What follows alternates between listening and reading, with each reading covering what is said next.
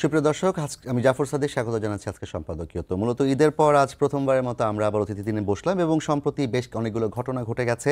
আজও বেশ কিছু ঘটনা ঘটেছে, রাজনীতির ময়দানেও চলছে নানা আলোচনা। সব কিছু নিয়ে আজকে আমাদের আলোচনা এবং আলোচনার বিষয় আজকে নির্ধারণ করা হয়েছে মূলত যে ঈদের পর, অর্থাৎ ঈদের পর কি ঘটতে যাচ্ছে, আগামী রাজনীতিতে বর্তমানে কি চলছে এবং আন্তর্জাতিক কূটনীতিতে বাংলাদেশের অবস্থান কি হবে, এই সংক্রান্ত বিষয় নিয়ে আজকে আলোচনার জন্য আমাদের স্টুডিওতে উপস্থিত আছেন জনাব মাহবুব কামাল, সাংবাদিক ও কলামিস্ট, এবং জনাব মোহাম্মদ রাশেদ খান, সভাপতি সাধারণ সম্পাদক গণ অধিকার পরিষদ।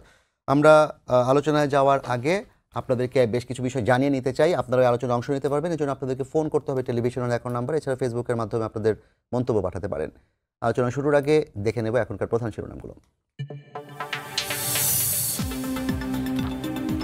ক্লাস পরীক্ষা বর্জন করে ইসরায়েলি বর্বরতার প্রতিবাদ, ঢাকায় মার্কিন দূতাবাসের সামনে বিক্ষোভ ডাক। যুক্তরাষ্ট্রের শুল্ক পুনর্বিবেচনা চেয়ে ডোনাল্ড ট্রাম্পকে ডক্টর ইউনূসের চিঠি, 3 মাসের জন্য স্থগিত রাখার আহ্বান, মার্কিন পণ্য আমদানি বাড়াতে কাজ করার ঘোষণা।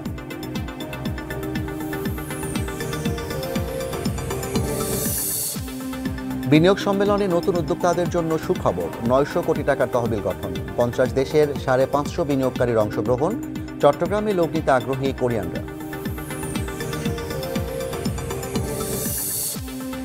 ডিসেম্বরে নির্বাচন ধরে রোডম্যাপ তৈরির প্রস্তুতি ইসির, শিগগিরই রাজনৈতিক দল সুশীল সমাজের সঙ্গে সংলাপ, কঠোর শাস্তির বিধান রেখে পরিবর্তন আসছে আচরণবিধিতে।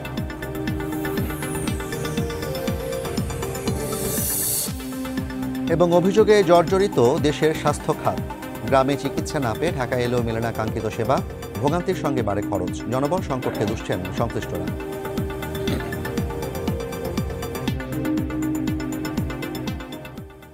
জনাব মাহবুব ভাই, আপনার সাথে আমরা আলোচনাটা শুরু করতে চাই। ঈদের পর প্রথমবারের মতো আমরা আবার সরাসরি সম্পাদকীয়তে বসলাম।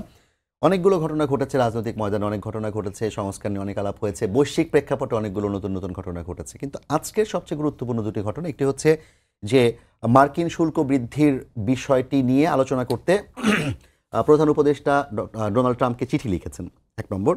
2 নম্বর, আজকে নো ওয়ার্ক নো স্কুল যেই প্রতিবাদ কর্মসূচি ছিল ইসরায়েলি হামলার প্রতিবাদে গাজা এবং পশ্চিম তীরে, সেটি বাংলাদেশে সংহতি জানিয়েছে এবং একই সাথে বাংলাদেশের রাজপথে নানা শ্রেণী পেশার মানুষ থেকে শুরু করে বিভিন্ন রাজনৈতিক দল আলাদা আলাদাভাবে তারা বিভিন্ন আয়োজন করেছে।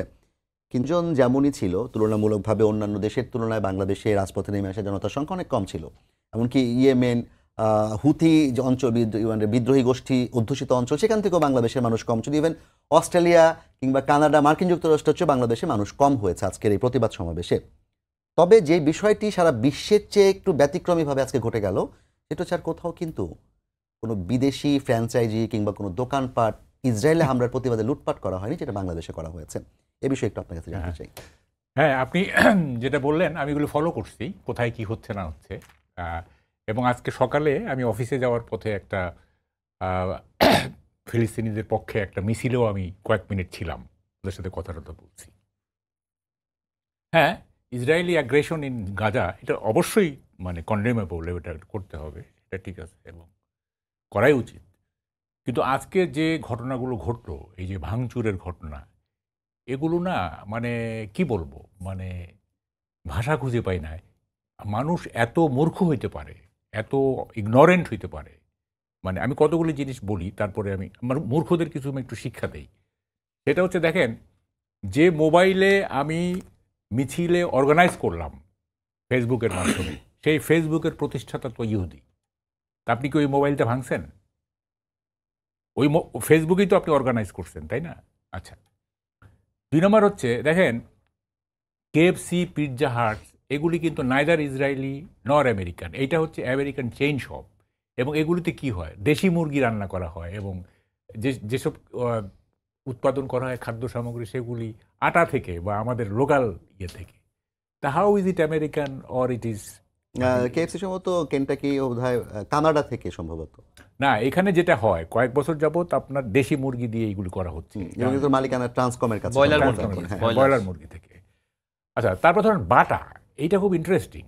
আমরা কিন্তু মানে ছোটকাল থেকে শুনতেছি বাটা ইহুদিদের, বাটা ইহুদের।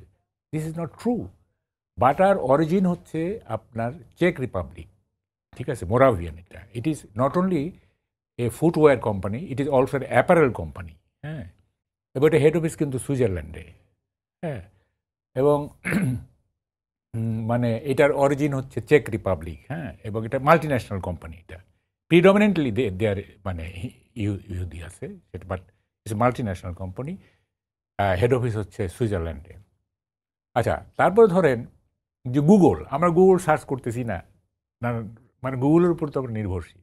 তো গুগলের দুইটা প্রতিষ্ঠাতা, একটা প্রতিষ্ঠাতা Larry Page, he is an Jew, is a Jew. তো আমরা গুগল সার্চ করতেছি কেন? আমরা কেন ফেসবুক ব্যবহার করতেছি? কেন আমরা এসব কি বলে বাটার জুতার দোকানের জুতা মানে লুটপাট করে নিয়ে যাচ্ছি? এখন এগুলি কি বলবো, এগুলো তো কিছু জানে টানে না। আচ্ছা, তারপরে আমি একটু বলি, যেমন ধরেন যে ইলন মাস্ক, হ্যাঁ, বাংলাদেশে একটা পিকুলিয়ার ঘটনা ঘটে। আপনি যদি আমার নিজের লোক হন, আপনার সব দোষ মাফ, ঠিক আছে? Elon Musk is supposed to be one of the, মানে যেহেতু ওই যে আপনার চিফ অ্যাডভাইজারের সাথে তার টেলিফোনে কথা হয়েছে, সবাই মনে করতেছে যে ইলন মাস্ক হচ্ছে আমাদের লোক, মানে ইউনুস সরকারের লোক। ইলন মাস্ক তো ইসরায়েলের কট্টর সমর্থক, হ্যাঁ। তো তার দোষ সব মাফ হয়ে গেল, সে তো ইসরায়েলের কট্টর সমর্থক, তাই না?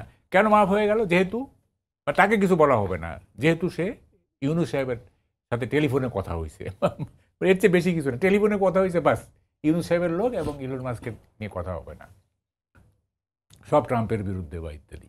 এখন এই যে জিনিসগুলি না, এইটা কি বলবো, যে আমার লোক হইলে সব দোষ মাফ। কিন্তু এরা কারা? সবাই তো আর আসলে এই হামলাকারীদের অংশ ছিল না। এবং আমরা দেখলাম না। যে একটা বাটার দোকান থেকে আর্মির প্যাদানি খেয়ে কিন্তু একদল লোক যেমন ভাবে ছুটে পালালো, ওরা যে জিহাদি জজবা নিয়ে স্লোগানগুলো দেওয়ার চেষ্টা করেছে সেখানে আমরা দেখেছি।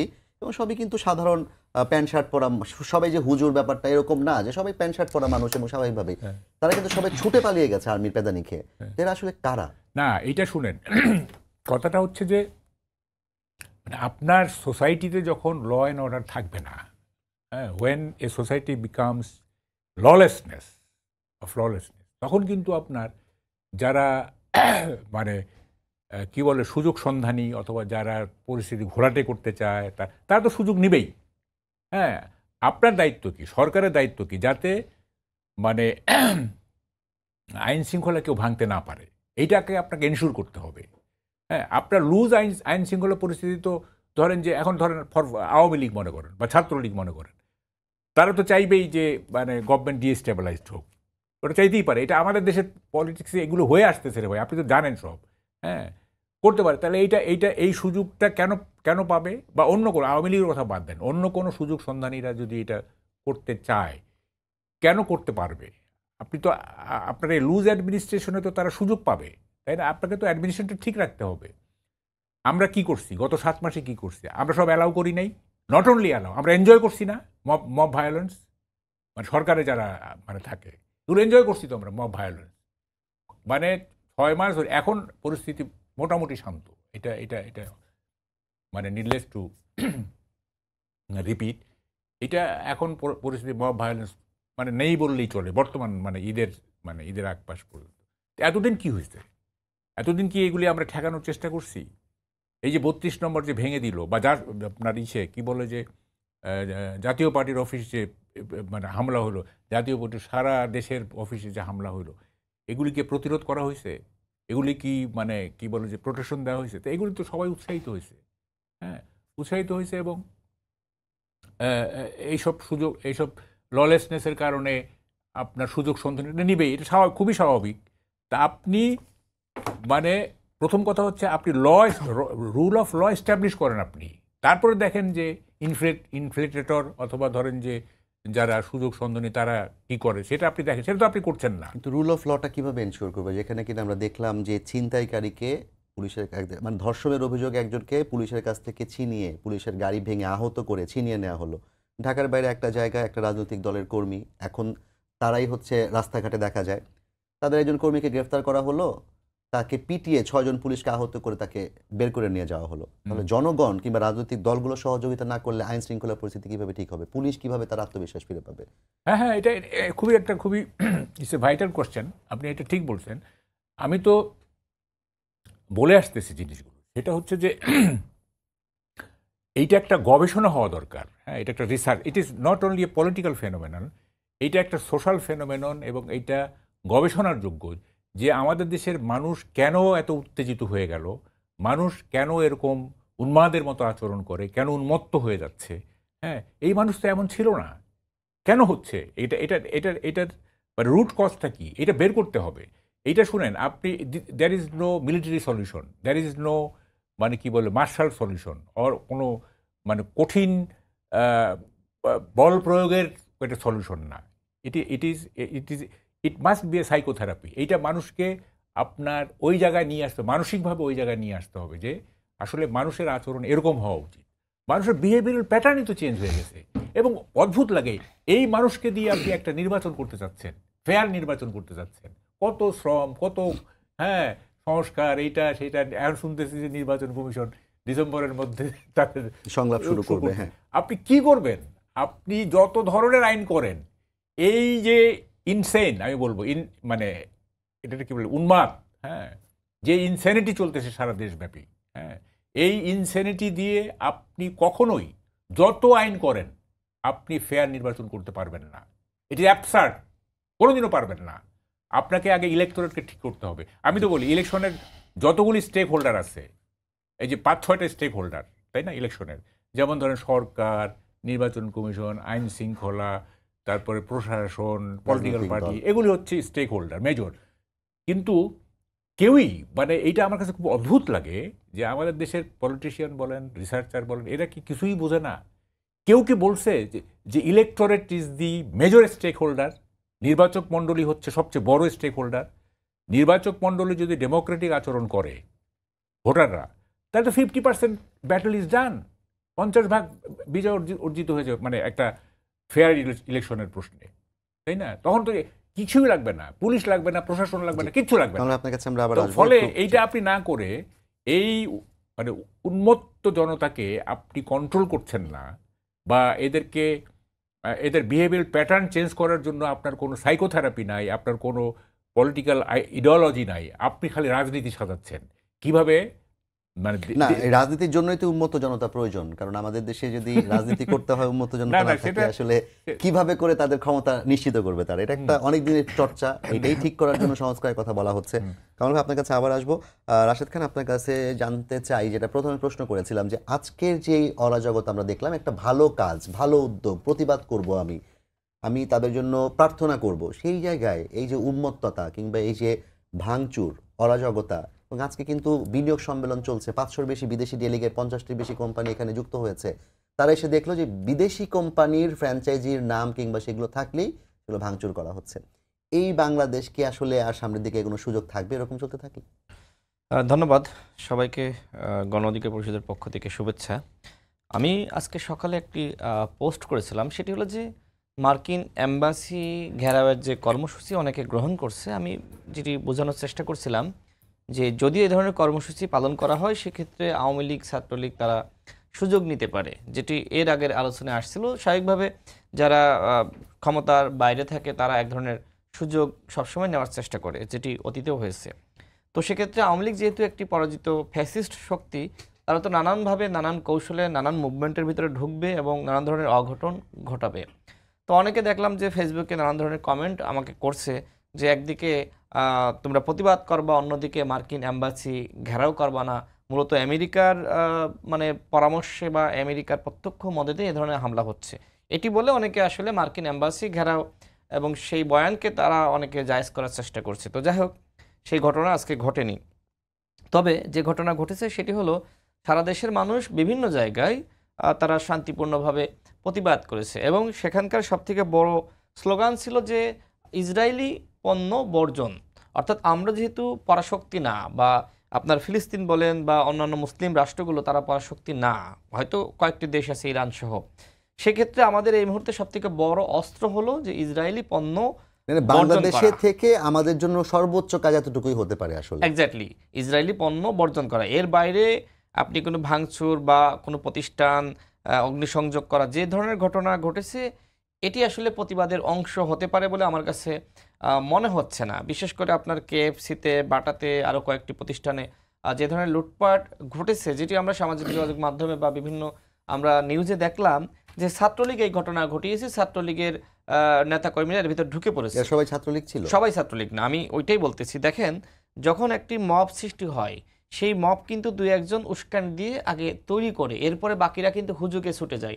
ঢাকা বিশ্ববিদ্যালয়ের একজন ছাত্রকে যেটি হয়েছে, মব সৃষ্টি করে বলা হয়েছে যে ও হচ্ছে ইসরায়েলের পক্ষে স্লোগান দিচ্ছে, কিন্তু ছেলেটি সবসময় আপনার ফিলিস্তিনের পক্ষে। তারা কিন্তু সে কিন্তু স্টিকার বা চিকা লাগিয়েছে, স্লোগান দিয়েছে, তার ফেসবুকে লেখাও আছে। এই যে একটা মব সৃষ্টি করা হলো, যে ছেলেটি কি করেছে, সে ইসরায়েলের পক্ষে সে স্লোগান দিয়েছে এবং পতাকা, মানে ফিলিস্তিনের পতাকা নামাতে বলেছে। বিষয়টি পরবর্তীতে আমাদের ঢাকা বিশ্ববিদ্যালয়ের গ্রুপগুলোতে দেখলাম যে বিষয়টি আসলে মিথ্যা। তাহলে ওইখানে কি পরিকল্পনা হয়েছিল? ওইখানে পরিকল্পনা হয়েছিল মূলত ছেলেটিকে গণপিটুনি দিয়ে মেরে ফেলা। এরপরে কি ঘটতো? এরপরে এই ইস্যুকে কেন্দ্র করে সারা দেশে প্রতিবাদ শুরু হতো। ওই যে আমি আগেই বলেছি যে পতিত শক্তি, পরাজিত শক্তি, তারা তো ওত পেতে বসে আছে। তারা তো চেষ্টা করবে এই মিছিলের মধ্যে, এই সমাবেশের মধ্যে ঢুকে গিয়ে নানান ধরনের অঘটন ঘটানো।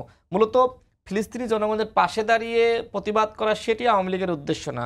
তাদের উদ্দেশ্য তারা যে পরাজিত হয়েছে ওইটার যে একটা প্রতিশোধ নেওয়া, প্রতিহিংসা পরায়ণ আচরণ করা, সেটাই যে আমাদের একটি জাস্টিস, একটি ভালো আন্দোলন, তার ভিতরে ঢুকে এটি তারা করার চেষ্টা করেছে। সবাই ছাত্রলীগ না, আমি আগেও বলেছি, কিন্তু ওই যে ছাত্রলীগের মানে যেটি আমি সামাজিক যোগাযোগ মাধ্যমে দেখলাম, যে হঠাৎ করে মিছিলের মাঝখান থেকে 5-7 জন তারা বললো এই ধর বা ঘেরাও কর, এইভাবে কিন্তু ওই শুরুটা হয়েছে। তারপরে অনেকে আসলে হুজুগে, বাংলাদেশের মানুষের তো অনেক সময় না জেনে না বুঝে অনেক কিছু করে বসে, যেটা বিভিন্ন জায়গায় আমরা গণপিটুনির ঘটনা ঘটেছে। এরকম না, তারা হয়তো একজনের এক জোড়া জুতা নিলেই হয়। আমরা দেখলাম যে মপ যেটি দিয়ে হচ্ছে ফ্লোর মোছা হয়, সেখানে স্ট্যান্ডের মধ্যে স্যান্ডেলগুলো ঝুলিয়ে একজন কাঁধে করে স্যান্ডেলগুলো গনিমতের মালের মতো করে নিয়ে যাচ্ছে। আমি আপনাকে আগেই বলেছি যে মানুষের ওই মব যখন চলে বা গণপিটুনির ঘটনা ঘটে, মানুষের স্বাভাবিক সেন্সটা আসলে কাজ করে না। এই জন্যই আমি সবসময় বলি, মানুষের নাকি আসলে বাংলাদেশের মানুষের? মানুষের বলতে বাংলাদেশের আবার সবাই না, কতিপয় গোষ্ঠী, তাদের এই ধরনের আসলে সেন্স কাজ করে না। এই জন্যই আমি বলেছি যে দেশের মানুষ যেমন তার সংস্কার আসলে সেরকম হওয়া দরকার। সংস্কার আগে আমি আপনাকে এই পণ্য বর্জন নিয়ে একটি কথা বলতে চাই। সেটা হচ্ছে, দেখুন আমরা গত সরকারের আমলে কিন্তু শুনেছিলাম যে ইসরায়েল থেকে মোবাইলে কিংবা ইন্টারনেটে নজরদারির জন্য পেগাসাস ইউজ করা হচ্ছে, এবং একই সাথে ইমসি নামে সম্ভবত আরেকটা ডিভাইস, এটা যদিও প্রমাণিত না কিন্তু তখন অনেকগুলো রিপোর্ট হয়েছিল, সেটাও কেনা হয়েছে। আর একই সাথে দেখুন আমাদের দেশের তরুণ সমাজের এক বড় অংশ কিন্তু বিদেশি যে লিগগুলো, ফুটবল লিগগুলো, সেগুলো দেখার জন্য উন্মুখ হয়ে থাকে, রাতভর সেই খেলা দেখে, এবং তারাই আজকের আন্দোলনেও ছিল। এবং এই লিগগুলো দেখানোর জন্য যেই কোম্পানিটা পেছনে কাজ করে তারা হচ্ছে নভেল সেট, তাদের ছাড়া আপনি লাইভ খেলা দেখতেই পারবেন না, সেটা হচ্ছে ইসরায়েলের। তাহলে আসলে পণ্য বর্জনের ক্ষেত্রে কি করা যাবে? যেটি মাহবুব ভাই যেটি বললেন, যে এই যে আমরা ফেসবুক অ্যাপস ব্যবহার করি, সেটির আবিষ্কারক একজন ইহুদি। এখন আপনি সব পণ্য আসলে বর্জন করতে পারবেন না নানান কারণে। বাংলাদেশে যে আন্দোলনটা হয়েছে, স্বাভাবিকভাবে ওই সময় আমাদের টিভি চ্যানেলগুলো যেভাবে আমরা কাভারেজ প্রত্যাশা করেছিলাম, নানান কারণে কিন্তু তারা পারেনি। আওয়ামী লীগ তাদেরকে নানানভাবে সেটি করতে দেয়নি। তবে এই যে ফেসবুককে ব্যবহার করে আমরা কিন্তু সেই তথ্যগুলো মানুষের কাছে ছড়িয়ে দেওয়া, পৌঁছে দেওয়া, সেই কাজটি হয়েছে। তার মানে কি? তার মানে কিছু কিছু জিনিস আসলে আমরা কোনোভাবে অ্যাভয়েড করতে পারতেছি না, কিন্তু প্রতীকী অর্থে কিছুটা ঘায়েল করা, কিছুটা দুর্বল করা, এর জন্য হলেও কিন্তু কিছু কিছু পণ্য যেটা আসলে আমাদের খুব বেশি প্রয়োজনীয় না, সেটা আমাদেরকে অবশ্যই বর্জন করলে তাদেরকে একটি মেসেজ দেওয়া যে তুমি যদি কন্টিনিউয়াসলি এই কাজগুলো করো, তাহলে আমরা কিন্তু পুরো পৃথিবীর মানুষ, যেটি আজকে স্ট্রাইক ফর প্যালেস্টাইন এটি হয়েছে না, আমরা কিন্তু এইভাবে তোমার অর্থনীতিকে ধ্বংস করে দেব। তার মানে এই নয় আপনি চাইলেও কিন্তু ফেসবুককে এখন এই মুহূর্তে অ্যাভয়েড করতে পারতেছেন না। আপনি চাইলেও কিন্তু ওই যে যেটি বললেন যে অ্যাপস ব্যবহার করে, যে অ্যাপস ব্যবহার করে আপনার খেলা দেখেন, সেটি আসলে বন্ধ করতে পারতেছে না। তবে যে কাজগুলো আপনি করতে পারেন সেটি হলো যে আপনি বিভিন্ন ড্রিঙ্কস আছে, বিভিন্ন প্রসাধনী আছে, সেগুলো আপনি অ্যাভয়েড করতে পারেন, বর্জন করতে পারেন। আপনি কেন খেলা দেখাটা নিষেধ করবেন না, যে লা লিগা আপনার দেখা লাগবে না, এটা নভেল সেটের মধ্যে আমি আপনাকে আগেই বলেছি যে আমাদের তরুণ সমাজকে আপনারা কেন এইটা বলতে পারবেন না যে খেলা দেখার দরকার? না, সেটি খেলা দেখার বলতে সেটি চাইলে তরুণ সমাজ সেটি অ্যাভয়েড করতে পারে। যেমন আমি খেলা দেখার সময় পাই না, তার মানে অটোমেটিক্যালি আমি কিন্তু অ্যাভয়েড করতেছি। খেলা যারা দেখে তারা যদি মনে করে না এটি আসলে মানে যেহেতু ওই অ্যাপস ব্যবহার করে বা ওই মাধ্যম ব্যবহার করে তারা উপার্জন করছে, এবং এই যে ফিলিস্তিনি নাগরিকের উপরে ওই অর্থ কিন্তু তারা বিনিয়োগ করে অত্যাচার করছে, নিপীড়ন করছে, তাদের পরাশক্তি বা তাদের অস্ত্র শক্তি বৃদ্ধি করছে, সেক্ষেত্রে আমি তরুণ প্রজন্মের প্রতি অবশ্যই আহ্বান জানাবো যে এইগুলো আপনারা অ্যাভয়েড করেন। কিন্তু এই মুহূর্তে ফেসবুকের কথাটা যেটি ভাই বললেন এটি আসলে অ্যাভয়েড করার সুযোগ নেই। তবে আমি আর একটি কথা বলতে চাই, দেখেন এই যে অ্যাকসেপ্ট ইসরায়েল এটি কিন্তু আমাদের পাসপোর্টে ছিল না। আওয়ামী লীগ তারা মূলত যেহেতু প্যাগাসাস ডিভাইস কিনেছিল, এর পুরস্কার স্বরূপ কিন্তু তারা কিন্তু ওই অ্যাকসেপ্ট ইসরায়েল তারা উল্লেখ করেছিল পাসপোর্ট থেকে, কিন্তু আপনার ওই না অ্যাকসেপ্ট ইসরায়েল পাসপোর্টে ছিল সেটি সরিয়ে দিয়েছিল, মানে দুঃখিত, মানে সরিয়ে দিয়েছে। তো আমরা এখন অন্তর্বর্তীকালীন সরকারের কাছে আমরা যে দাবি রাখতে চাই যে অবশ্যই অ্যাকসেপ্ট ইসরায়েল এটি আমাদের পাসপোর্টে অন্তর্ভুক্তি করতে হবে। এবং আমাদের প্রধান উপদেষ্টা তিনি কিন্তু আন্তর্জাতিকভাবে গ্রহণযোগ্য একজন ব্যক্তিত্ব, তার কথার মাধ্যমে কিন্তু তিনি বলেছেন আমরা কিন্তু আন্তর্জাতিক মাঠের খেলোয়াড়, এবং আন্তর্জাতিকভাবে তার সেই গ্রহণযোগ্যতা আছে, তিনি আন্তর্জাতিক পর্যায়ে একজন নেতৃত্ব। অন্যান্য উপদেষ্টাদের কথা বলবো না, কিন্তু তার কথা আমি বলছি।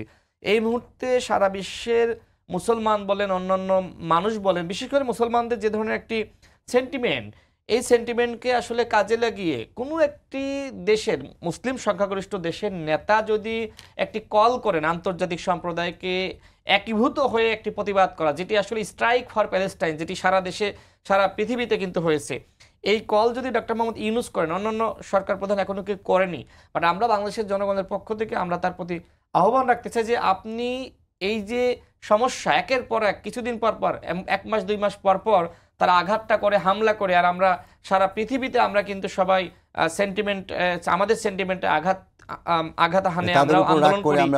এই যে কিছুদিন পর পর আন্দোলনটা শুরু হচ্ছে, এর মাধ্যমে কিন্তু অস্থিরতা তৈরি হয়। সেই জায়গায় ডক্টর মোহাম্মদ ইউনূস যদি আসলে উদ্যোগটা নেন যে এটি একটি মীমাংসা করা, বিশেষ করে জাতিসংঘ আমরা দেখি যে এই সব ইস্যুতে, বিশেষ করে আপনার ফিলিস্তিনের ইস্যুতে তারা একটি অকার্যকর ভূমিকা রাখে। সেক্ষেত্রে অনেকে বলে থাকে যে এই সব মানবতা বিরোধী অপরাধ হচ্ছে, সেক্ষেত্রে জাতিসংঘ কোনো কথা বলে না, তারা একটি অকার্যকর প্রতিষ্ঠানে পরিণত হয়েছে। এবং বিশেষ করে আমরা এটিও দেখেছি, বিশেষ করে আপনার ভারতের আপনার জনগোষ্ঠী বলেন, আমেরিকার মানে অনেকে প্রতিবাদ করে, কিন্তু সেখানকার যে সরকারি যে দল থাকে তারা কিন্তু মনে হচ্ছে যে এই ঘটনায় তাদের কাছে মনে হয় না যে কোনো মানবতা বিরোধী অপরাধ হয়েছে। আপনি ফিলিস্তিনের ভিডিওগুলো দেখেন যে একজন মা গর্ভবতী, তিনি মানে হাঁটতে পারতেছেন না, গড়িয়ে গড়িয়ে তিনি যাচ্ছেন, পাশে তার একটা ছোট্ট শিশু। এই যে মানবতা বিরোধী অপরাধ, আমাদের যারা মানবতা বিরোধী, মানবতার কথা বলে, যারা আপনার সবসময় মানবাধিকারের কথা বলে, তাদের হৃদয়কে আঘাত করে না? সুতরাং আমি মনে করি আমেরিকা যদি চাই যে ফিলিস্তিনি জনগোষ্ঠীর উপরে এই ধরনের হামলা হবে না, তাহলে সেটি বন্ধ করা সম্ভব। আমেরিকায় যে সরকার আসে তারা আসলে আদৌ কি আসলে তারা আন্তরিকতার সহিত চায় কিনা যে এই ঘটনা বন্ধ হোক, সেটি নিয়ে আসলে সন্দেহ রয়েছে। আমরা এটা তো আলাপ করলাম, আমরা বেশ কিছু বিষয় নিয়ে কথা বলতে চাই, সময় খুব কম আছে। মাহবুব ভাই, আপনার কাছে আমি একটু জানতে চাই, রাশেদ খান একটা প্রস্তাব দিয়েছেন যে ডক্টর মোহাম্মদ ইউনূস তিনি আন্তর্জাতিকভাবে গ্রহণযোগ্য এবং তার নেতৃত্বে একটা স্ট্রাইকের কল করা কিংবা মুসলিম বিশ্বকে একটা নেতৃত্ব দেওয়ার জায়গা নিয়ে জাতিসংঘকে এক ধরনের আহ্বান জানানোর কথা তিনি বললেন। একই সাথে আমরা কিন্তু দেখলাম যে মার্কিন যুক্তরাষ্ট্র সারা বিশ্বব্যাপী রেসিপ্রোকাল শুল্ক আরোপ করেছে এবং বাংলাদেশের ক্ষেত্রে সেটা 15% থেকে 37% গিয়ে পৌঁছেছে। এবং আজকেই প্রধান উপদেষ্টা ডোনাল্ড ট্রাম্পকে চিঠি লিখেছেন যে এটা যেন 3 মাসের জন্য স্থগিত করা হয়। যেই ডোনাল্ড ট্রাম্প, যেই মার্কিন যুক্তরাষ্ট্র ইসরায়েলকে ফিলিস্তিনের উপর হামলার জন্য অবাধ লাইসেন্স দিয়েছেন, নরক নামিয়ে আনার কথা বলেছেন, সে বাংলাদেশের উপর শুল্ক আরোপ করে রেখেছে, তাকে প্রধান উপদেষ্টা চিঠি পাঠাচ্ছেন। সেই প্রধান উপদেষ্টা কি এই নেতৃত্বটা দিতে পারেন? সেটা কি বাংলাদেশের জন্য আসলে কতটা উপকারী হবে কিংবা সেটা সম্ভব কিনা, আদৌ করলে এটার কনসিকুয়েন্স কি হতে পারে? না, আমি পণ্য বর্জনের দুই একটা কথা বলে তারপর এতে আসতেছি। দেখেন, পণ্য বর্জনের কনসেপ্টটা ইট ইজ সেলফ, এটা একটা বোগাস জিনিস আর কি। হ্যাঁ, যেমন ধরেন যে আপনি যে অ্যাপসের কথা বললেন, আমার স্ত্রীকে আমি যদি হাজারোবার বলি যে তুমি জলসা দেখো না, মানে কি বলে যে জলসার যে সিরিয়ালগুলি হয় সে শুনবে না, তো ওটাও তো একটা ভারতীয় পণ্য, তাই না? এবং এটা দেখেন, এটা খুবই মানে একটা উদাহরণ দিয়ে বলি, ধরেন 2 জন আমওয়ালা আম বিক্রি করতেছে না, একজন মুসলমান বিক্রেতা, একজন হিন্দু বিক্রেতা। এখন মুসলমানের আমগুলি হচ্ছে পচা এবং দাম বেশি, হিন্দুর আমগুলি হচ্ছে ভালো এবং দাম কম। আপনি কোনটা কিনবেন? আপনি হিন্দুরটাই তো কিনবেন। ওখানে কিন্তু আপনার ওই যে সব মানে কে কোন ধর্ম, কে কোন দেশ, এটা কিন্তু দেখবেন না। আপনি কম দামে ভালো জিনিস যেটা পাবেন সেটাই কিনবেন। এইটাই মানুষের মানে ইকোনমিক মানে চরিত্র। ফলে এই পণ্য বর্জন এই কনসেপ্টটা খুবই বাজে একটা কনসেপ্ট। হ্যাঁ, এটা আমরা ইচ্ছা করে না, কিন্তু আপনি আমের ক্ষেত্রে বললেন ঠিক আছে, এবার বাংলাদেশে তো আরেকটা বিষয় আছে যে ওষুধ কিংবা হার্টের রিং আমি ভারতেরটা, চায়নারটা, তাইওয়ানেরটা কেন লাগবো? মার্কিন যুক্তরাষ্ট্রেরটা কি আছে, আরো দামি কি আছে? মানে আরেকটু দামি হলে মনে হয় ভালো প্রোডাক্ট। এটা তো আমাদের চিরাচরিত অভ্যাসে পরিণত হয়েছে। না, সেটাই তো আমি বলছি, আমি ভালো প্রোডাক্টের কথাই তো বলতেছি, দামটা তো পরে। ভালো প্রোডাক্ট আমি কিনবো, সেইটা যদি দাম একটু বেশি হয় হবে, আমার কথাটা হচ্ছে যে এই যে এটা ইন্ডিয়ান বলে এটা বর্জনীয় বা এটা ইসরায়েলি বলে এটা বর্জনীয়, এইটা খুব বাজে জিনিস। আমি দেখবো প্রোডাক্টটা ঠিক আছে মানে ভালো কিনা এবং এটা রিজনেবল প্রাইস কিনা। হ্যাঁ, এটা যদি আমার বৈরী দেশ হয় বা আমার মিত্র দেশ হয়, ইট লিটল ম্যাটার্স। এটা টোটালি এ বিজনেস মানে কি বল যে অ্যাটিটিউড, তাই না? তো এগুলো এগুলো খুব বাজে জিনিস। এখন কিন্তু অল্টারনেটিভ যদি দেশি পণ্য থাকে সেখানে এটা ভালো, দেশি পণ্য থাকলে তো খুবই ভালো, সেটা তো আমরা পারি না। না, রাশেদ খান তো সেই কথাটাই বললেন, যেটা কিনা সম্ভব না সেই জায়গায় আমরা বর্জন করব না, হ্যাঁ। যেটা সম্ভব সেখানে বর্জন করব। এইটা কি সঠিক মনে হয় কিনা? বর্জন করার ক্ষেত্রে আমি দেখব এইটা এটা আমি অপরচুনিটি কস্ট দেখব। আমি দেখব যে এইটা আমার জন্য ভায়াবল কিনা, মানে আমার যে মানে পারচেজিং ক্যাপাসিটি এবং আমার যে টেস্ট, এই দুইটা কোয়েনসাইড করতেছে যেখানে, সেটাই আমি কিনবো, সেটা যে দেশেরই হোক। ঠিক আছে, সেটা দেশেরই তবে হোক। সময় একদমই না, আপনি যদি আচ্ছা, একটু ডক্টর ইউনূসের বিষয়টা যাই আলাপ হোক। করতেন, যেটা পসিবল কিনা না, আসলে তার এখন পক্ষে কোনো দেখেন, উদ্যোগ নিয়ে। মানে কি বলবো, ডক্টর ইউনূস উনি বললেন যে বড় মাপের খেলোয়াড়। তো বড় মাপের যদি খেলোয়াড় হয়ে থাকেন উনি, তাইলে এই ট্যারিফের ক্ষেত্রে তো ট্রাম্প এটা ভাবতে পারে, আরে ডক্টর ইউনূস এত বড় মাপের, আচ্ছা এটা এত এত না, একটু কমায় দিই। উনি তো বড় মাপের একজন লোক, তাই না? সেটা তো করলো না। ইউএসএর ফান্ড সব জায়গায় বন্ধ, বাংলাদেশও বন্ধ হয়ে গেল। আমরা বড় মাপের খেলোয়াড়ের দেশ হিসেবে তো আমরা রেয়াত পাইনি, পাইছি কি? পাই নাই। তো ফলে এগুলি সবাই যার যার নিজস্ব চিন্তা থেকে, তাদের প্রায়োরিটি থেকে সবাই এগুলো করবে। মানে ডক্টর ইউনূসের জন্য বসে থাকবে না সবাই। যার যেটা অ্যাটিটিউড, যার যেটা দৃষ্টিভঙ্গি, যার যেটা আদর্শ, সে সেটা পার্সু করবেই। এটা কেউ তাকে প্রভাবিত করতে পারবে না। এবং যেমন ধরেন একটা ছোট উদাহরণ দিই, যেমন বিনিয়োগ না, এই যে এত চায়নাতে গিয়ে মানে এন্টারপ্রেনারদের সাথে আহ্বান করলো, এই করলো, এই যে বিনিয়োগ সময় হচ্ছে, কোনো বিনিয়োগ হবে না। এটা ডক্টর ইউনূস করুক আর যেই করুক, হবে না।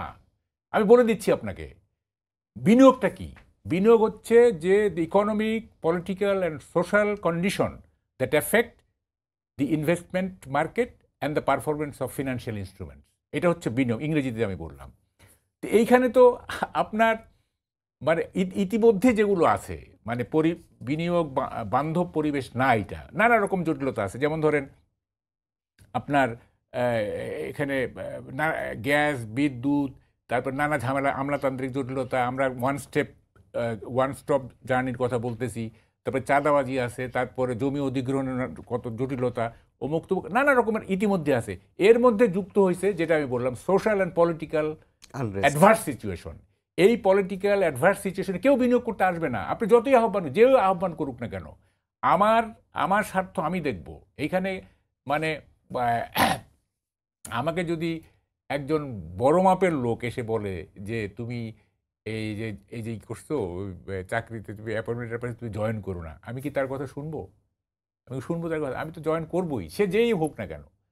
তো ফলে কথাটা হচ্ছে যে আপনি যে সিচুয়েশনটা দেশে প্রিভেইল করতেছে, যে সোশ্যাল অ্যান্ড পলিটিক্যাল আনরেস্ট চলতেছে এবং একটা আনপ্রেডিক্টেবল ফিউচার আমাদের, হ্যাঁ, সেখানে কে বিনিয়োগ করতে আসবে? এই যে 400 জন বিনিয়োগ করে দেখে, হ্যাঁ, এটা ইজ প্লেজার ট্রিপ, বাংলাদেশ থেকে দেখে গেল, হ্যাঁ, তারপরে ডক্টর ইউনূসের সান্নিধ্য পেল। না, এটা তো আগের সরকার আমরা ব্র্যান্ডিং বাংলাদেশ নাম দিয়ে পুরো ইউরোপ আমেরিকা ঘুরে ঘুরে সেটাই করা হয়েছে, এরকম একটা কনফারেন্সের মতো করা হয়েছে। হয়েছে। আমার কথাটা হচ্ছে বিনিয়োগ মানে আপনি শুধু মুখে বললে হবে না যে এটা, সেখানে আমরা কোনো বিনিয়োগ কিন্তু পাই নাই। না না, কেন পাবো? হাসিনা আমলে যেটা হয়েছে সেখানে আমরা কোনো বিনিয়োগ না না, আনতে কেন পারিনি। পাবো? কি কারণে পাবো? আপনার তো বিনিয়োগের পরিবেশ থাকতে হবে। এটা আগে ছিল পরিবেশ। এখন বাংলাদেশের যে মানে পলিটিক্যাল অ্যাটমসফিয়ার যেটা, সেটা বিনিয়োগের উপযোগী না। এটা আপনি মানে বিনিয়োগের লক্ষ্য কি? বিনিয়োগের লক্ষ্য হচ্ছে, প্রথম কথা হচ্ছে মূলধনের নিরাপত্তা, আর একটা হচ্ছে আয় বৃদ্ধি। এই তো বিনিয়োগের লক্ষ্য। আরো দুটো লক্ষ্য আছে, যেমন তারল্য এবং মূলধন বৃদ্ধি। কিন্তু কথাটা হচ্ছে না, আমি বলতেছি যে বিনিয়োগের লক্ষ্য যদি হয়ে থাকে মূলধনের নিরাপত্তা, বিনিয়োগ আসলে এই সরকার আনতে পারবে কি পারবে না সেটার জন্য তো আমাদের একটু অপেক্ষা করতে হবে। আপনি বললেন পারবে না, আমরা অপেক্ষা করে দেখি আদৌ কি ঘটে। আপনি দেখবেন যতদিন না পর্যন্ত একটা স্থিতিশীল সমাজ আমরা প্রতিষ্ঠা করতে পারছি, ততদিন পর্যন্ত বিনিয়োগ যদি আসেও এটা খুবই নেগলিজিবল অ্যামাউন্ট হবে, খুবই নেগলিজিবল। লার্জ স্কেলে বিনিয়োগ যেটা আমরা করতেছি না, এইটা হবে না। এই আনরেস্ট সোসাইটিতে এটা হবে না, খামাখা বলে লাভ নাই। তাহলে আমরা অপেক্ষা করে দেখি আপনার কথাটা কতটুকু বাস্তব হয়। রাশেদ খান, আপনার কাছে এবার আমরা এই প্রসঙ্গগুলোর বাইরে আসতে চাই। ঈদের পর রাজনীতির মাঠে কিন্তু আমরা বিভিন্ন ধরনের আলাপ দেখছি যে নতুন যে রাজনৈতিক দলটি এনসিপি, তাদের 40 জন নেতা, আজকে পত্রিকার খবর বেরিয়েছে, যে নির্বাচন এবং সংস্কার তারা সাংঘর্ষিক করে রেখেছে। সাংঘর্ষিক বলতে এই অর্থে যে সংস্কার পরিপূর্ণ না হওয়া পর্যন্ত নির্বাচন করা যাবে না তাদের বক্তব্য অনুযায়ী। একই সাথে এবারের ঈদের ছুটিতে তারা কিন্তু পূর্ণ নির্বাচনী প্রচারণা চালিয়েছে পুরো দেশ জুড়ে, এবং তারা কিন্তু বিভিন্ন জেলায় জেলায় 40 জন নেতা অন্তত তারা কিন্তু নির্বাচনের এক ধরনের প্রচারণা চালিয়েছে। আব্দুল হান্নান মাসুদ এমনকি আহত হয়েছে, সেখানে তার উপর হামলা হয়েছে, এরকম আর অনেক ঘটনা ঘটেছে। আবার ঠিক ঈদের পর দিনই আমরা দেখলাম যে জামায়াত এবং হেফাজত বিএনপির সাথে সাক্ষাৎ করে তারাও একমত হয়েছে যে ডিসেম্বরের মধ্যে নির্বাচন হওয়াটা জরুরি। তো এখন এই যে পরিবর্তিত একটা পরিস্থিতি ঈদের পর আগামী দিনে আসলে কি ঘটতে যাচ্ছে? দেখেন, আমি একটু আগে আরেকটা টেলিভিশন টক শোতে ছিলাম, আমার সাথে একজন জামাতের নেতা ছিলেন, তিনিও আসলে ডিসেম্বরের মধ্যে ইলেকশনের কথা বললেন। এবং তার আগের বক্তব্য আমি দেখেছি জামাতের কিছু নেতা তারা ডিসেম্বরের মধ্যেই ইলেকশনের কথা বলছে, আবার কিছু নেতা আসলে তারা বলছে যে যৌক্তিক সময়। এবং তারা এটিও বলছে যৌক্তিক সময় মানে এটি নয় যে খুব বেশি বড় সময়, অনেক মানে দীর্ঘায়িত করা হবে। আসলে আমি আজকে টকশোতে তাকে বললাম যে আপনাদের বিষয়টি আসলে স্পষ্ট করা হওয়া উচিত যে আপনারা কি চাচ্ছেন। এইভাবে দলগতভাবে জি অস্পষ্টতা রাখা তো ঠিক না, এটি একটি রাজনৈতিক দলের পলিসি হতে পারে না। আপনি যদি ডিসেম্বরের মধ্যে ইলেকশন চান তাহলে দলীয়ভাবে বলেন, যদি জুনে চান বলেন, মার্চে চাইলে বলেন, কিন্তু এই যে যৌক্তিক সময় একটি ধোঁয়াশা রাখা, এটি আসলে রাজনীতিতে আসলে যতটা না অন্য দলকে ক্ষতি করবে তার থেকে বেশি জামাতকে ক্ষতি করবে। মানুষ কিন্তু সাময়িক সময় অস্পষ্টতা পছন্দ করে, কিন্তু একটা সময় গিয়ে মনে করে দল তো আসলে সঠিক কথা বলতেই পারে না, কখন কি হওয়া উচিত, স্পষ্টবাদী না অস্পষ্টবাদী, এই অভিযোগ কিন্তু জামাতের বিষয়ে আসতে পারে। তো যাই হোক, এখন যেটি আপনি নতুন পার্টির ক্ষেত্রে বললেন, হ্যাঁ আমি দেখেছি আমার নিজ জেলা ঝিনাইদহতে এই নতুন দলের নেতারা তারা সারা শহর জুড়ে এমনভাবে পোস্টারিং করেছে, অন্য কোনো দলের পোস্টারিং নাই, কেউ শুভেচ্ছা জানায়নি, শুধু নতুন দলের একজন কেন্দ্রীয় নেতা তিনি আসলে এই পোস্টারিংটা করেছেন। এবং এই কারণে কিন্তু পোস্টারিং এবং ফেস্টুন, এই কারণে পুরো জেলায় ব্যাপকভাবে সমালোচনা, এবং এই সমালোচনার মুখে তিনি নিজে কিছু পোস্টার বা ফেস্টুন ছিঁড়ে ফেলিয়েছেন, এবং সেটি আসলে তিনি ফেসবুকে তুলেও ধরেছেন, নিউজও হয়েছে। তো এখন যারা বলছে গণহত্যার বিচারের আগে ইলেকশন হবে না, রাষ্ট্র সংস্কারের আগে ইলেকশন হবে না, হাসিনাকে ফাঁসি দেওয়ার আগে ইলেকশন হবে না, আমি তাদের কাছে প্রশ্ন করতে চাই, সেটি হলো যে আগামী 10 বছরের মধ্যে কি হাসিনাকে বাংলাদেশে ফিরিয়ে আনতে পারবেন? তাহলে কি 10 বছর এইভাবেই চলবে? এখনই তো সাময়িক সময়ে মানুষ তারা গভর্নমেন্টকে পছন্দ করছে, কিন্তু এই ধরনের ছোট পরিসর নিয়ে আসলে গভর্নমেন্ট খুব বেশি সময় রান করতে পারে না, বা সবাইকে অন্তর্ভুক্ত না করে গভর্নমেন্ট আসলে দীর্ঘমেয়াদী চলতে পারে না। দেখেন, এখন যে নতুন পার্টি তাদের আসলে 2 জন প্রতিনিধি এই মুহূর্তে সরকারে রয়েছে, এবং যারা অন্যান্যরা এই সরকারের উপদেষ্টা তাদেরকে আবার এই যে নাহিদ ইসলামরা কিন্তু তারা নিয়োগ দিয়েছিলেন, যেটি আসলে প্রধান উপদেষ্টা নিজে স্পষ্ট করেছেন যে আমাদের নিয়োগকর্তা ছাত্ররা, এখন কোন ছাত্ররা, সারা দেশের ছাত্ররা না, তো ওই নাহিদ ইসলামরা, আসিফ মাহমুদরা, তার মানে কি, তার মানে এই সরকারের যে ক্রিম বা সুবিধা সেটি সব থেকে ভোগ করছে নতুন পার্টি। তারা মনে করছে এই সরকার যতদিন ক্ষমতায় থাকবে আমরা আমাদের পার্টি আসলে গুছিয়ে নিতে পারবো, এই কারণে আসলে তারা মানে যত লেন্দি করা যায়। এবং যারা একসময় বলেছিল আমার বাবার মাত্র 10,000 টাকা বেতন, আমার কুড়ে ঘর, তারা এখন কিন্তু বা বাড়ি নাই, ঘর ভেঙে গেছে, অর্থ নাই, কষ্টে চলি, তারা কিন্তু এখন ওই যে প্রাডো গাড়িতে চলাচল করে, তারা কিন্তু এখন 1000 বা আপনার দুঃখিত 100 গাড়ি বহন নিয়ে তারা কিন্তু এলাকায় যায়, তারা বিশাল মোটরসাইকেলের শোডাউন দিচ্ছে, তাদের নতুন যে বন্দোবস্ত মানে নতুন যে বাড়িঘর সেটি আপনি দেখতে পারেন। তার মানে তারা এই সরকারের সুবিধা ব্যাপকভাবে ভোগ করছে। এখন স্বাভাবিকভাবে এই ধরনের সরকারের সুবিধা যদি আপনি ভোগ করতেন, আপনিও বলতেন থাক না সরকার, যতদিন পারে থাক, আমি তো সুবিধা পাচ্ছি। কারণ অন্যান্য দলগুলো তারা তো আসলে এই সরকারের বেনিফিশিয়ারি না, তারা মনে করেছিল যে এই সরকার গণহত্যার বিচারটা করবে, আওয়ামী লীগকে নিষিদ্ধ করবে, প্রয়োজনীয় রাষ্ট্র সংস্কার করবে, এরপরে ইলেকশন দেবে।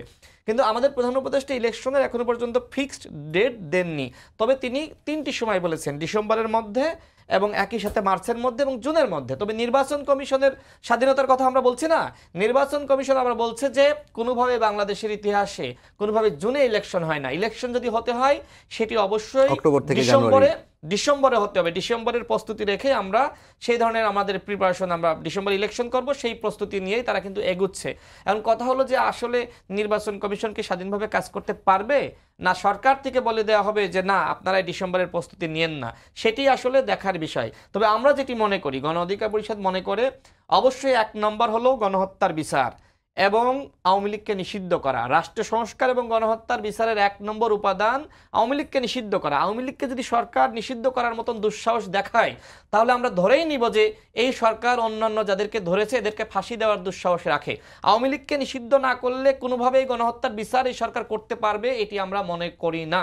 যে কারণে আমরা 1 নম্বর বলেছি, আগে আপনারা আওয়ামী লীগকে নিষিদ্ধ করেন, গণহত্যার বিচার করেন। 2 নম্বর হলো প্রয়োজনীয় রাষ্ট্র সংস্কার, ন্যূনতম না প্রয়োজনীয় রাষ্ট্র সংস্কার, এবং 3 নম্বর হলো একটি অবাধ সুষ্ঠু নিরপেক্ষ নির্বাচন। আপনি গণহত্যার বিচার করলেন, আপনি আওয়ামী লীগকে নিষিদ্ধ করলেন, আপনি রাষ্ট্র সংস্কার করলেন, কিন্তু নির্বাচন দিলেন না, তাহলে কিন্তু সংকট কোনোভাবেই কাটবে না। দেখেন ডক্টর মোহাম্মদ ইউনূস, আমার মনে হয় না যে তিনি আসলে অনেকে তাকে কেন্দ্র করে 5 বছর 4 বছর 6 বছরের স্বপ্ন দেখছে। ডক্টর মোহাম্মদ ইউনূস কোনোভাবেই এই খপ্পরে পা দেবে বলে আমার কাছে মনে হয় না, এবং সেটি আবারও কিন্তু প্রেস সচিব স্পষ্ট করেছে না, যারা বিভ্রান্তি ছড়াচ্ছে। আওয়ামী লীগ মূলত ডক্টর ইউনূসকে ক্ষমতা লোভী প্রমাণ করার জন্য এবং একটি রাজনৈতিক সংকট তৈরি করার জন্য, রাজনৈতিক একটি ক্যাসাল লাগানোর জন্য ডক্টর ইউনূসকে নিয়ে 4 বছর 5 বছর একটি গুঞ্জন তার যারা সুবিধাভোগী ছিল আওয়ামী লীগের তাদের মাধ্যমে এইগুলো কিন্তু প্রচার করতেছে। সুতরাং আমরা মনে করি এই ধরনের বিভ্রান্তি না ছড়িয়ে বরং ডক্টর ইউনূসকে আমাদের সকলের উচিত সহযোগিতা চাওয়া, এবং সরকারকেও আমি বলবো যে আপনারা সকলের সহযোগিতা গ্রহণ করেন। ইতিমধ্যে কিন্তু দলগুলোর সাথে সরকারের যে দূরত্ব, এবং কেন দূরত্ব হয়েছে আপনি কিন্তু জানেন, সেটি হলো যে নতুন পার্টিকে উপদেষ্টারা অনেকে বা কেউ কেউ এমনভাবে সুবিধা দিচ্ছে, এর মাধ্যমে কিন্তু অন্য দলগুলো তারা কিন্তু এক ধরনের ক্ষুব্ধ হচ্ছে যে তাহলে কি এই পার্টিকে আগামীতে এই উপদেষ্টা পরিষদ ক্ষমতায় আনতে চায়। এই যে একটি বিভ্রান্ত ছড়িয়ে পড়েছে, এবং আমি মনে করি এই বিভ্রান্ত একমাত্র ডক্টর মোহাম্মদ ইউনূস তিনি কিন্তু এই বিভ্রান্তি দূর করতে পারেন। কিসের মাধ্যমে? এটি বলার মাধ্যমে যে আমরা কোনো দলের নয়, কোনো ব্যক্তির নয়, আমরা বাংলাদেশের 18 কোটি বিএনপি তো জনগণের। মনে করছে তিনি এই বিভ্রান্তি দূর করতে হলে নির্বাচনের রোডম্যাপ এবং তারিখ ঘোষণা করতে হবে। দেখেন, একটি রাজনৈতিক দল, এই দল অবশ্যই নির্বাচন নিয়ে গণতন্ত্র নিয়ে কথা বলতেই পারে, এবং একটি দল যদি বলে যে নির্দিষ্ট পরিকল্পনা রোডম্যাপ, নির্বাচনী রোডম্যাপ প্রকাশ করেন, সেটি কি ফ্যাসিবাদী কোনো আচরণ? আমি মনে করি না।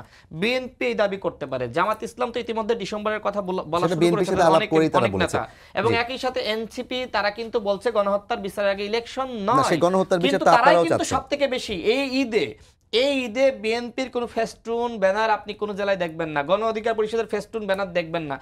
একমাত্র দল হিসেবে এনসিপি এই ঈদকে কাজে লাগিয়ে নির্বাচনী আমাদের সময় একদম শেষ হয়েছে। আমি একটু কামাল ভাই আপনার কাছে আসতে চাই। জি কামাল ভাই, শুনেন, আপনি যে বললেন এটা এই যে 4-5 বছরের যে ইউনূসকে থাকা, এটা আওয়ামী লীগের ষড়যন্ত্র। দেখেন এইটা আপনি কিভাবে বললেন, মানে অ্যান্টি আওয়ামী লীগ হিসেবে পরিচিত, সুপরিচিত তারাই তো এগুলি বলতেছে কয়েকজন। ইভেন পিনাকি ভট্টাচার্য এই থিওরি দিয়েছেন যে 4 বছর মেয়াদি। পিনাকি ভট্টাচার্য উনি কি আওয়ামী লীগ? সার্জিস আলম তিনি বলেছেন 5 বছর চান তিনি। আপনি আওয়ামী লীগ কোথায় দেখতেছেন? এগুলি আপনারা কিভাবে দেখেন আমি কিছুই বুঝি না। আপনি যাদের কথা বলছেন আমি একটু যদি অ্যাড করি, দেখেন যারা 9 দফাকে 8 দফা বানিয়েছিল, যারা 1 দফার ঘোষণা দিতে চায়নি, ঢাকা বিশ্ববিদ্যালয়ের শিক্ষার্থীরা ফেসবুকে আমাদের বিশ্ববিদ্যালয়ের গ্রুপগুলোতে পোস্ট করছে যে কারা আসলে কোটা সংস্কার আন্দোলন বা এই আন্দোলনকে শুধুমাত্র ডাকসু নির্বাচন হিসেবে যারা করতে চেয়েছিল। আমি সেই জন্যই বলতেছি সবাইকে কিন্তু সরকার বিরোধী বললে হবে না। যাই হোক, পিনাকি ভট্টাচার্য বলছে এটা এটা আমি নিজে শুনছি, যাক এটা আওয়ামী লীগের উপরে এই দোষটা দিয়েন না, আওয়ামী লীগের প্রচুর দোষ আছে, এইটা বলেন না। আচ্ছা, 2 নম্বর হচ্ছে যে এই যে নির্বাচন না, আপনি তো আমি এখানে বলতেছি আপনারা লিখে রাখেন, আমি থাকি আর না থাকি, এই সরকারের আমলে ফেয়ার ইলেকশন হবে না। আপনি লিখে রাখেন আপনি, আমি যদি না, বিএনপি কয়েকজন নেতা আশঙ্কা প্রকাশ করেছেন। আরে বিএনপি তো এখন করতেছে, আমি তো বলে আসছি কোনো দিনও সম্ভব না। এই যে সরকার একটা ছাত্র সংগঠনকে মানে তাদের প্রতি বায়াস, হ্যাঁ, এবং চিফ অ্যাডভাইজারের আদর্শ দ্বারা অনুপ্রাণিত হয়ে যারা দল গঠন করছে, এবং ইতিমধ্যেই যারা সরকারি সুযোগ সুবিধা গ্রহণ করতেছে নানাভাবে, সেই দল যদি ইলেকশন পার্টিসিপেট করে সেই নির্বাচন ফেয়ার হইতে পারে না। অ্যাবসার্ড ব্যাপার এটা। মানে সেটা কি আপনি বলছেন সেই দলটি অংশগ্রহণ করার কারণে হবে না, নাকি প্রক্রিয়ার কারণে হবে না? কোনো ওই তো মানে এমনভাবে নির্বাচনটাকে ম্যানিপুলেট করা হবে যাতে ওই ছাত্র দলটা এনসিপি যাতে জিতে আসতে পারে। যদি এমন হয়, এটা আমি বলতেছি সেকেন্ড অপশন, যে বিএনপির সাথে একটা অ্যারেঞ্জমেন্ট হলো এনসিপির, যে ঠিক আছে ওরা এতটা সিট এবার আর সরকার গঠন করবে না, পরবর্তীতে একটা ভাগাভাগি অ্যারেঞ্জমেন্টের ইলেকশন হলে হইতে পারে, কিন্তু সবাই যার যার অবস্থান থেকে ইলেকশন পার্টিসিপেট করবে, সেই নির্বাচন ফেয়ার হবে, এইটা কোনোদিনও হবে না এই সরকারের। অনেক ধন্যবাদ মাহবুব ভাই আপনাকে, এবং এগুলি বলে লাভ নেই। আমরা আসলে অপেক্ষা করতে হবে ঈদের পর নতুন ভাবে কি তৈরি হতে যাচ্ছে এবং রাজনীতি আসলে কোন দিকে যাবে, ইলেকশন আদৌ ফেয়ার হবে কিনা, এবং ইউনূস সরকার কিংবা বর্তমান যে প্রধান উপদেষ্টার নেতৃত্বে আসলে দেশ কোন দিকে এগিয়ে যাবে, বিষয়গুলো বুঝতে হলে আমাদের আরও কিছুদিন অপেক্ষা করতে হবে। সবাইকে ধন্যবাদ জানিয়ে শেষ করছি আজকে সম্পাদকীয়। আগামীকাল আবারও দেখা হবে একই সময়ে। শুভরাত্রি।